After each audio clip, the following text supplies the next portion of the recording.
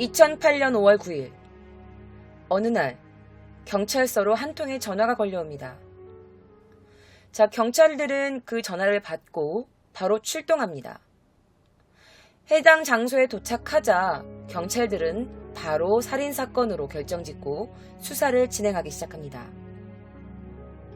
홍콩 언론 밍바오라는 언론사에서는 16살의 한 소녀가 20대 남성에게 살해를 당했다고 전합니다.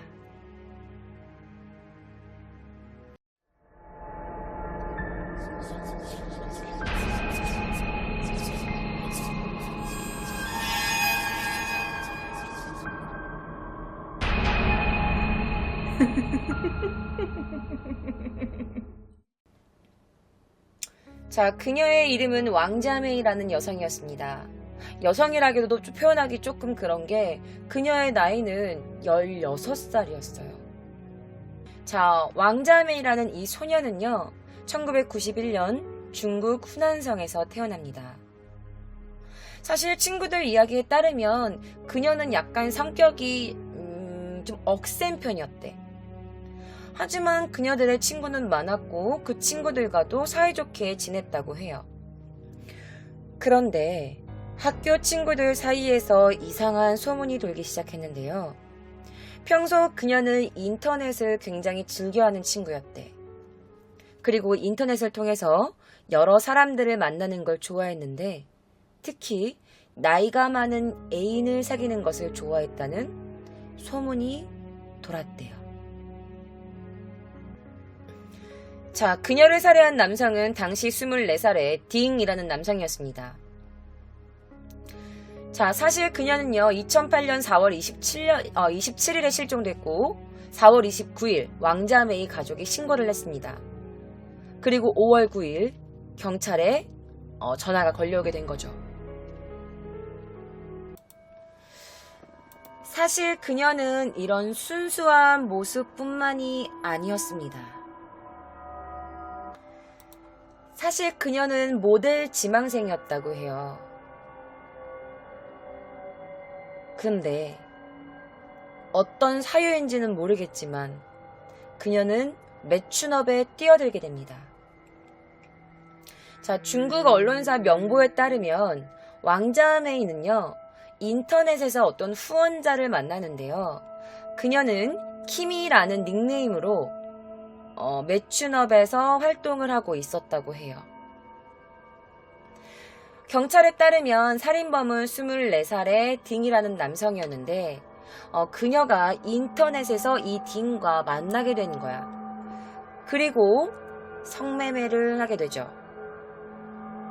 자, 성매매를 하는 도중에 어떤 이유로 그 둘은 다투게 되었고 그래서 열받은 딩이 그녀를 살해하게 된 거예요.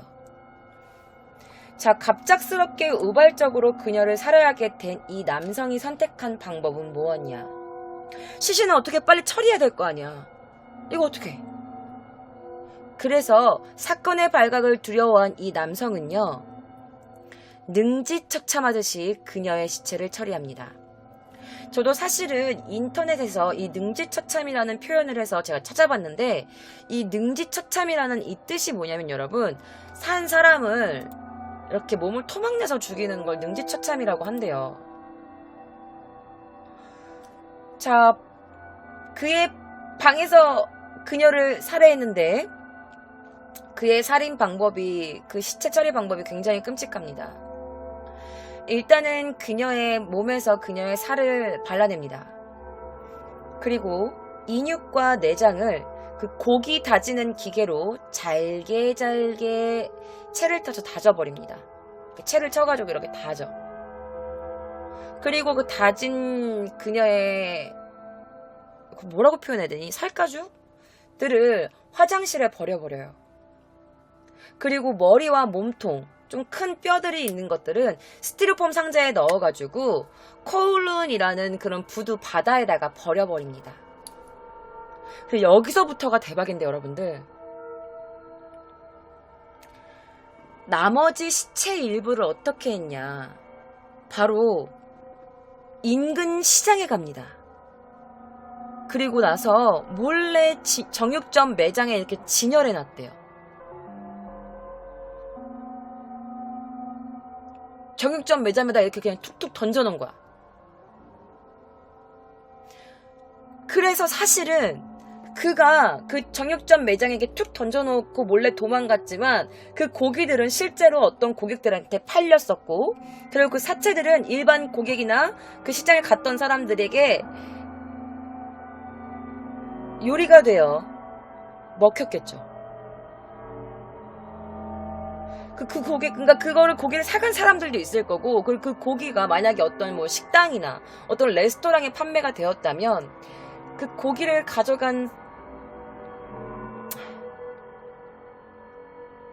누군가의 윗속에 있겠죠. 자, 이 사건을 조사 중이던 경찰은요, 사실 딩이 혼자 한 게 아니다 라고 판단합니다. 그리고 그의 룸메이트인 어우라는 남성을 공범으로 체포하죠. 그런데 이 사진은 아마 얘 사진인 것 같아. 공범 사진인지는 뭔지 모르겠는데 어쨌든 가져와 봤습니다. 자, 그의 룸메이트인 어우는요, 보석금을 내요. 자, 1만, 홍콩 달러로 1만, 그러니까 우리나라 돈으로 하면 한 130만 원 정도를 지불하고 석방이 됐대요. 자, 그의 방 카페트에서는요, 피해자의 것으로 보이는 핏자국이 발견됐는데도 말이죠. 자, 경찰들은 당시 5월 8일 정오부터 골목길, 하수구 등등을 막 찾아서 갈린 사체를 수거하는 작업을 벌입니다. 자, 그 수거하는 작업을 펼치고 있던 그 경찰들, 우물안, 쓰레기통, 그리고 거기 우물 안에 있는 진흙들을 다 퍼내가지고 하수구 이런 거 다 퍼내서 다른 그런 찌꺼기들을 다 제거한 뒤에 그 발견한 사체 조각들을 비닐봉지에 담아서 정부 검찰청에 맡겨서 이게 정말 사람 사체인지 아닌지 인육 여부를 확인했다고 해요. 자, 맨홀 근처 5월 9일 날 드디어 사람의 사체로 보이는 20개 이상의 조각을 발견합니다. 그리고 이 조각들은 이 사건에 굉장히 중요한 증거가 되죠. 자, 이 사건은 2009년 7월 27일 고등법원에서 피고 발인 자격으로 이 피고인이 살인죄로 유죄 판결을 받게 됩니다. 자, 피고인이 저지른 너무 엽기적인 행동, 끔찍한 그런 시체 처리 방법 등등에 의거 피고인은 종신형 판결을 받았다고 해요. 그런데 이 딩이라는 남자가 2011년에 수감되어 있던 도중에 감옥에서도 또 다른 죄수를 습격한 적도 있다고 합니다. 자, 이 사건으로 인해서 제가 오늘 가지고 온 83반점의 인용만두 영화가 또다시 한번 사람들의 입방아에 오르게 됩니다. 자, 그렇다면 이 사건도 굉장히 쇼킹한 사건이잖아. 아니, 어떻게 16살짜리 아이가 매춘을 하게 됐고 24살 남자가 그녀랑 만나서 살인을 하게 되고 그 사체를 처리하는 방법도 너무 엽기적이고, 그리고 그거를 그냥 시장 정육점에다가 몰래 배치시켜 놓은 것도 너무너무 끔찍한데 이거를 영화로 안 만들었을까?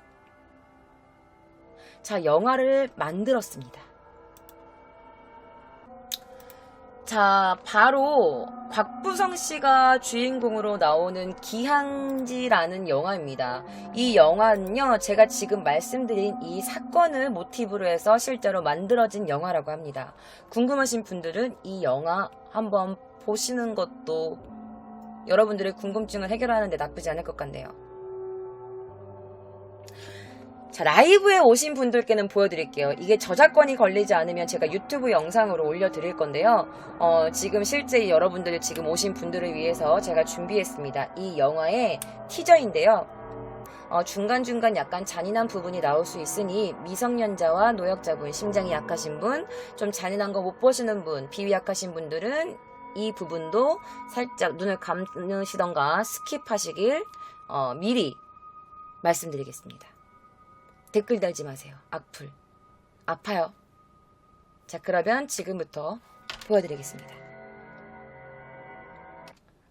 자, 여러분 미리 말씀드릴게요. 이게 미성년자 분들도 혹시나 보고 있을 수도 있다는 생각에 말 더럽게 안 듣고, 그래서 제가 중간중간에 약간 좀 스킵할 수도 있으니까 그 점만 좀 이해해 주셨으면 감사하겠습니다. 그러면 보시죠.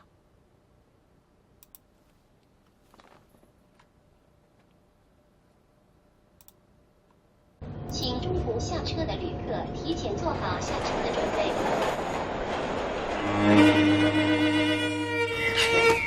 點解佢用刀戒自己啊？咁你即係話我個女而家死咗啦？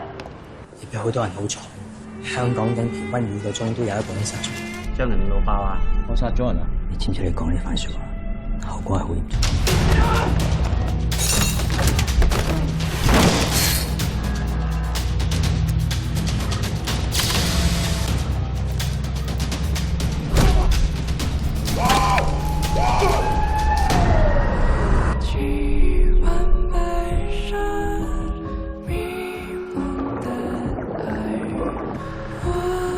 你可唔可以做我女朋友？梗係可以啦。收咗500，我可以聽歌先走㗎。我個女係咪做咩？收皮氣！我點會？我唔識分邊啲係心，邊啲係廢人。唔係想知你點解死，係想知件事點解會發生。